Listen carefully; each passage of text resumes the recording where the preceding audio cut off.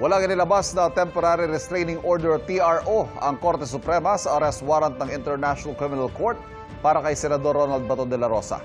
Sa halip, pinagkokomento ng Korte Suprema ang gobyerno sa loob ng 72 oras kaugnay sa mosyon ni de la Rosa na kumukwestiyon sa warrant of arrest. Binigyan din ni de la Rosa na 72 oras para naman magkomento sa magiging sagot ng gobyerno.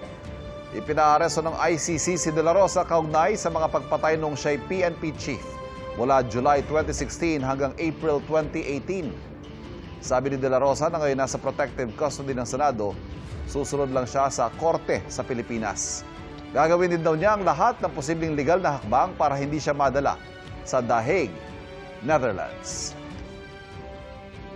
With the present government, saan ka papapunta niyan after proper authorities?